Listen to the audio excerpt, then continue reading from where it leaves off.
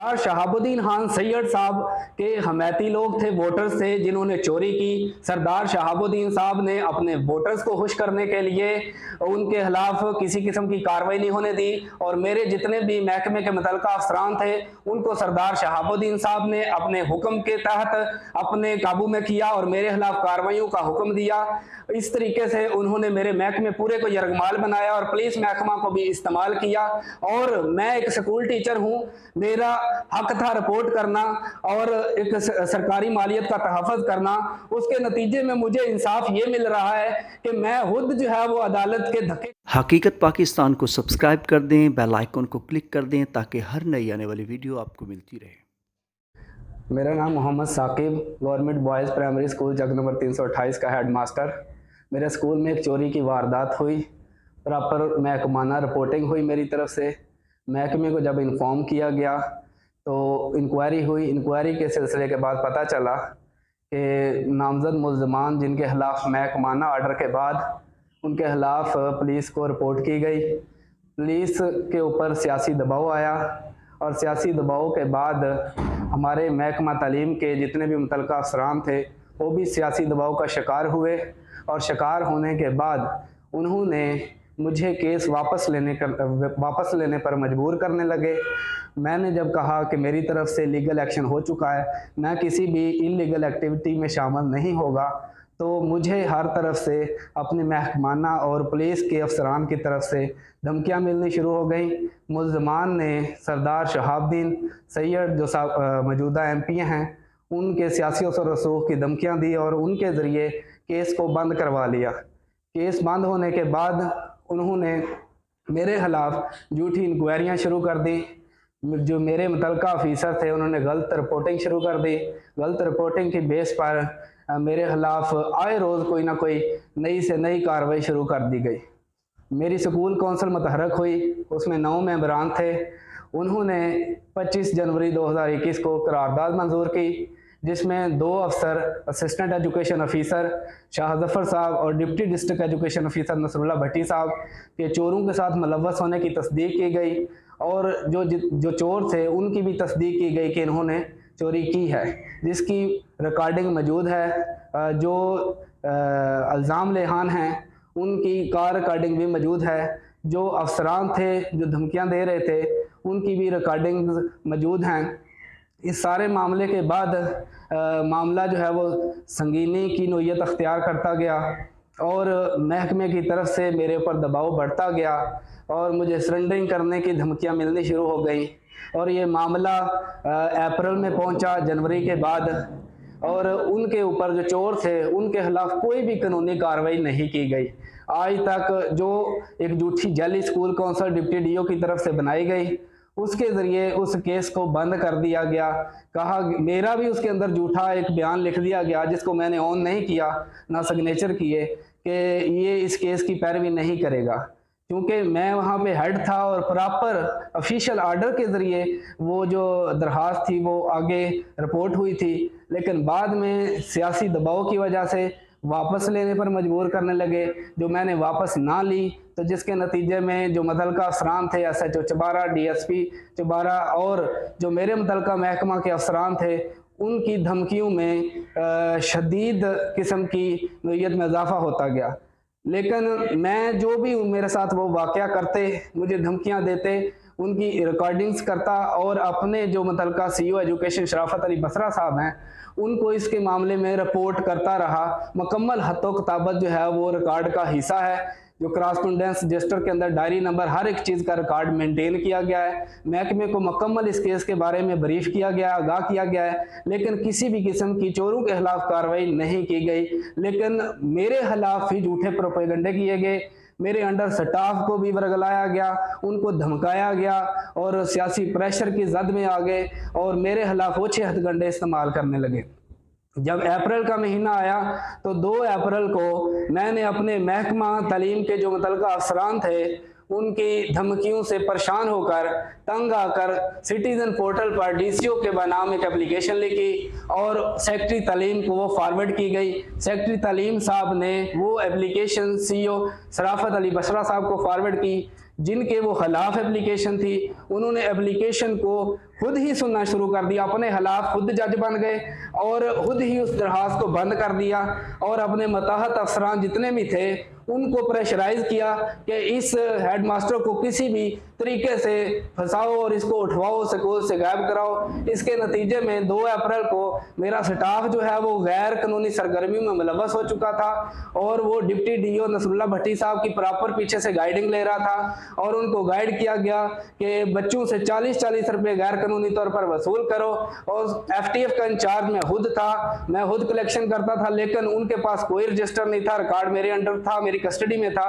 उन्होंने रिकॉर्ड के अंदर इंदराज किए बगैर बच्चों से वो 40-40 रुपये वसूल किए, गैर कानूनी एक्टिविटी की और मेरे स्कूल को बदनाम करने की कोशिश की, जिस पर मैंने एक्शन लिया। उससे पहले मैं डीओ साहब को पेश हुआ, असातिज़ा कराम की हालत के बारे में उनको आगाह किया। डीओ साहब ने कहा कि आप वहाँ के हेडमास्टर हैं, अगर कोई भी इलीगल एक्टिविटी होती है तो आप उसके रिस्पॉन्सिबल हैं।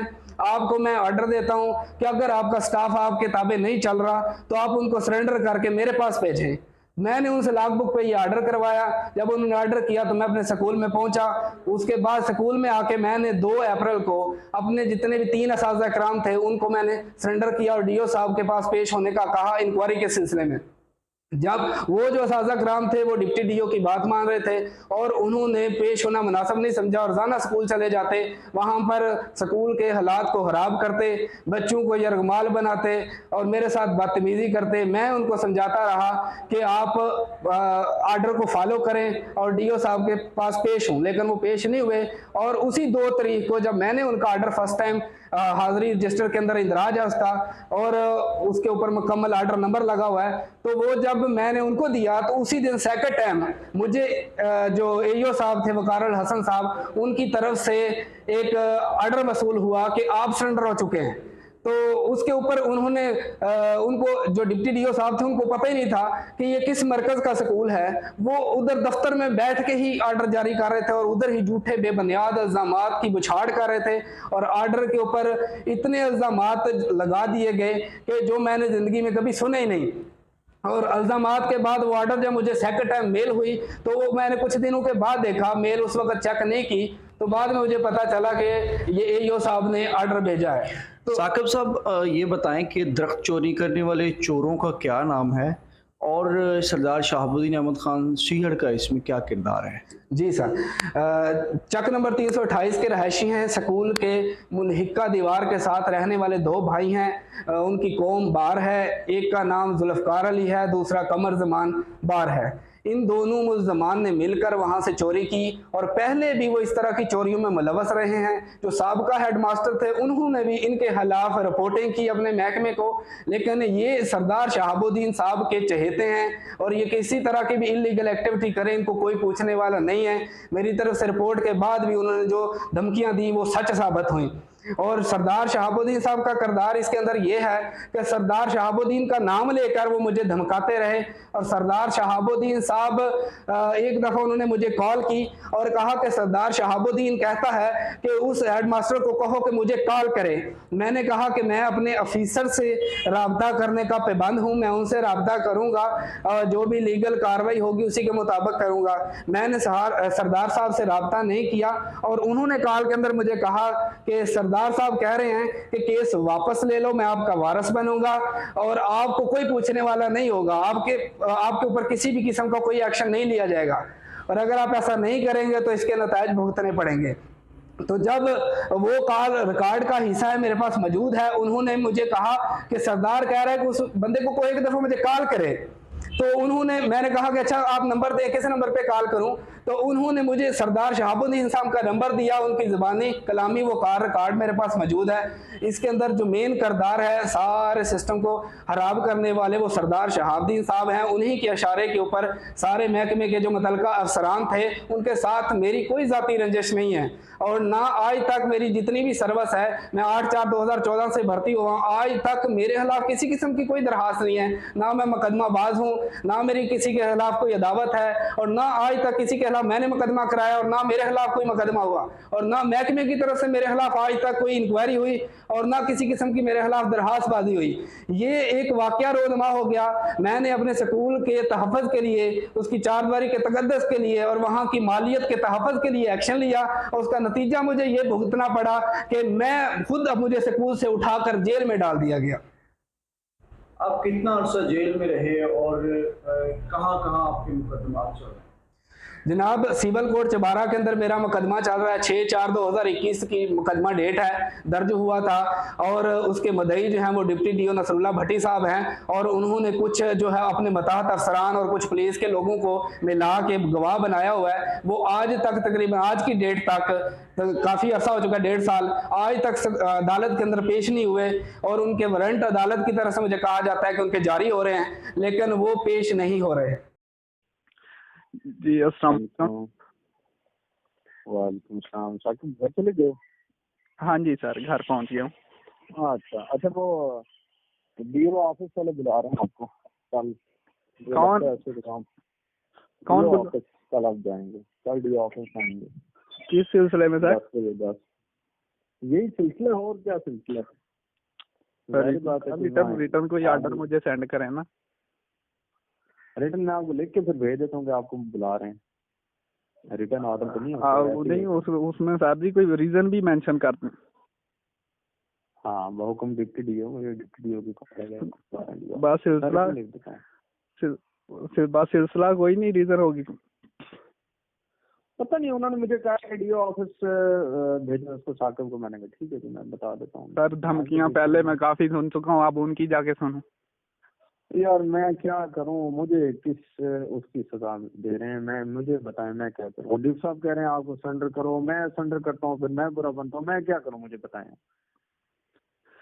मुझे अब बता दें मैं क्या करूं। मैं तो आपको हर फोरम पे यार मैं क्या मशवरा दे सकता हूँ? मैं खुद भी फंसा हुआ हूँ। मुझे बताएं, डीप साहब ने कहा है कि उनको डीओ ऑफिस भेजें, इसमें मैं अब क्या कर सकता हूँ? मैं तो आपको इत्तला दे सकता हूँ या आपकी बात डिपार्टमेंट को पहुंचा सकता हूँ, डिपार्टमेंट की बात आपको। अब मुझे आप किस उसमें, मतलब मैं तो कुछ नहीं कर सकता ना। रिटर्न ये है कि मैं रिटर्न लिख देता हूँ, जिस साहब का कॉल आई है तो उन्होंने आपको वहां आने के लिए किया, और मैं क्या कर सकता हूँ? बस सिलसिला इसी इंक्वायरी होगी, यही मामला होगा, और क्या होगा। चले मेंशन कर दें, ताकि मेरे बाद में मेरे पास भी जवाब होना चाहिए ना, मुझे ऐसे धक्के तो ना दे। हाँ जाहिर बात है, ठीक है। मैं रिटर्न मुझे लिखना पड़ेगा, बस मैं लिख देता हूँ, कोई टेंशन नहीं। ठीक हो गया, चले ओके। अच्छा जी, अस्सलाम वालेकुम। अस्सलाम वालेकुम। हाँ जी सर, सब सिग्नल घट है, पता नहीं की रोला है। कमर भाई, एईओ साहब ने मुझसे रब्ता किया हुआ था, अभी कॉल आई थी एईओ साहब की। हाँ जी, और वो कह रहे थे कि डिप्टी डीओ साहब जो है ना स्कूल आ रहे हैं, और कमर भाई को ना इतला दे दीजिएगा, वो आधे घंटे तक स्कूल में आते हैं, तो आप भी आ जाइएगा। आधे घंटे तक? हाँ जी, उन्होंने अभी कॉल करके मुझे कहा आधे घंटे तक वो स्कूल आते हैं, और एईओ साहब भी आएंगे, डिप्टी डीओ साहब भी, तो आप भी आ जाइएगा। ठीक है जी।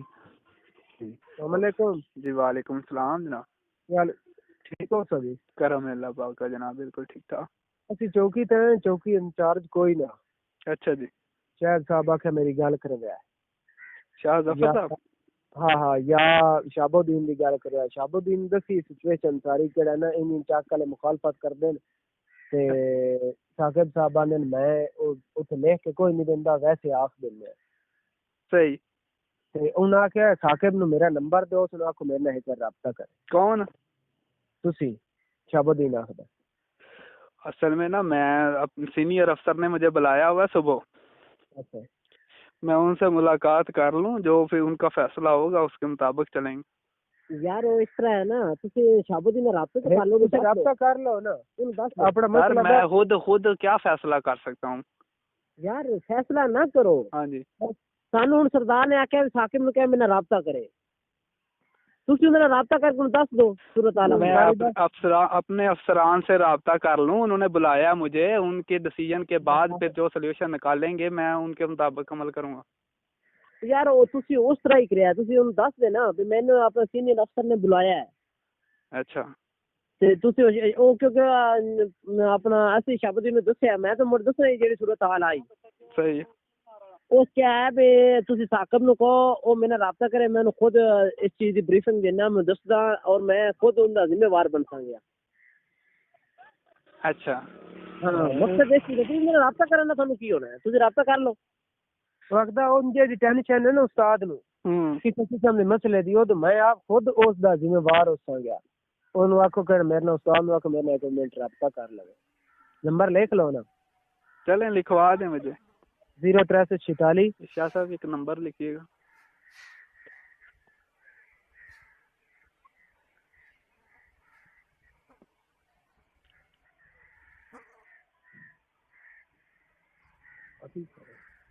0346 99 49 904 904 ਮਰ ਤੁਸੀਂ ਹੁਣ ਰਾਬਤਾ ਕਰ ਲਈ ਸੋ ਨਾ ਤੇ ਮੋੜਾ ਸੀ ਨਾਲੀ ਚੌਕੀ ਵਾਲੇ ਨਾਲ ਗੱਲ ਕਰਾ ਦਿੱਤਾ चलें ठीक है अल्लाह हाफिज़ ਹੁਣ ਸਾਜੀ ਮਿਹਰਬਾਨੀ ਕਰਿਆ ਉਹਨੇ ਕਰਿਆ ਹੈ अस्सलाम वालेकुम वालेकुम सलाम। ਕੀ ਹਾਲ ਹੈ ਸਾਜੀ ਠੀਕ ਹੋ शुक्र है अल्हम्दुलिल्लाह जनाब, तुसी सुनाओ। ਅੱਲਾਹ ਪਾਕ ਦੀ ਰਹਿਮਤ ਹੈ हाँ ਉਮਰ ਕੀ ਬਣਿਆ ਮੈਂ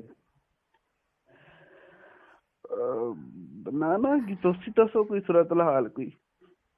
ਸਾਜੀ ਹੁਣ ਤੁਹਾਨੂੰ ਪਤਾ ਸੀ ਹੁਣ ਕੀ ਹੈ ਸੱਚ ਕੋਈ ਕਰ ਸਕਦੇ ਹਾਂ मेरे मेरे नजरिए के मुताबिक जड़ा ना होर ते कोई ऑप्शन नहीं है। ਅੱਛਾ ਜੀ तरीका कर रही है फिर तुसा मैनू मिलो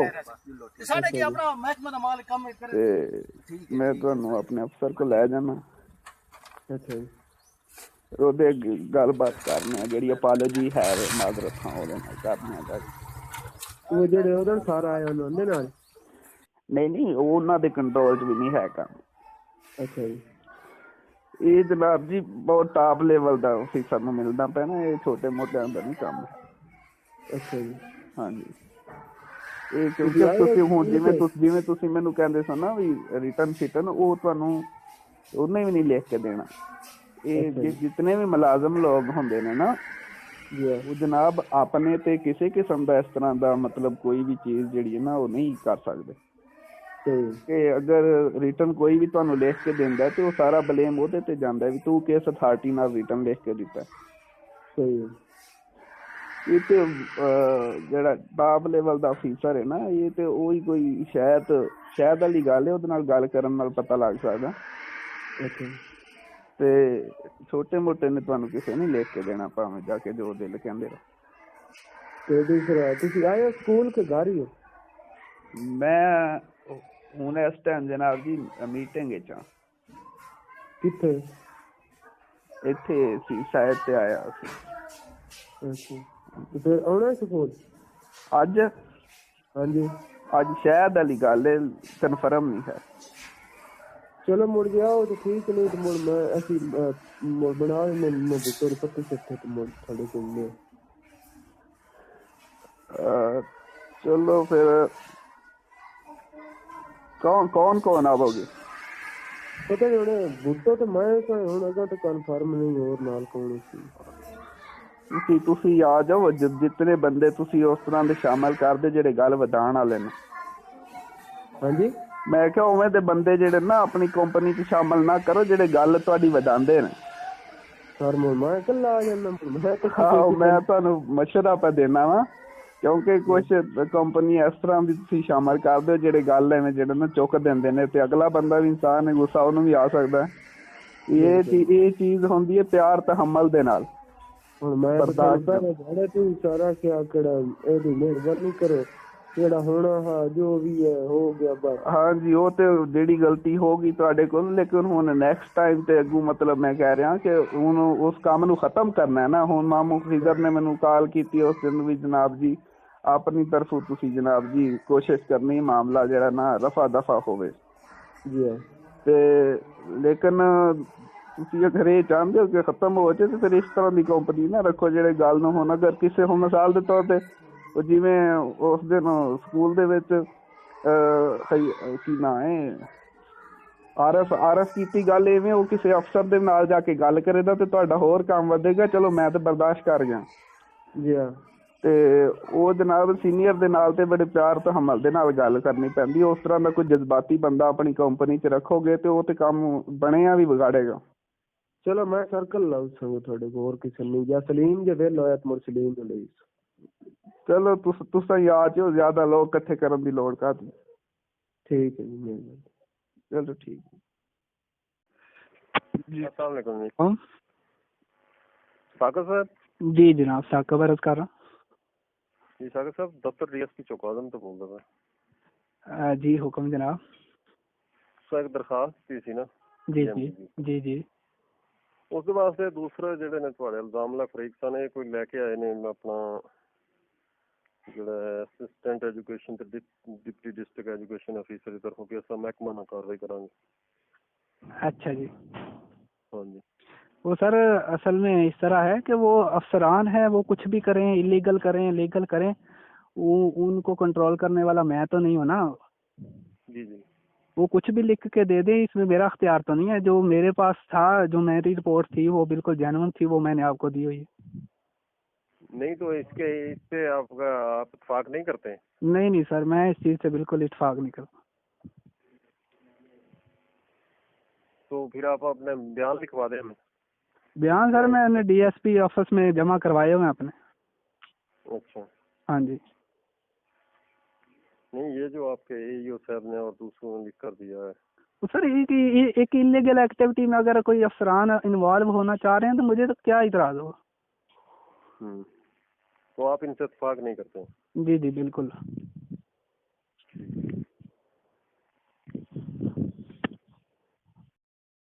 चार टीचर आपस में लड़ी हुई नहीं साके रह रहे थे साडे की अपना महकमा दा माल कम करे। ठीक है सर जी, बस ठीक है सर, ठीक है, मेहरबानी है।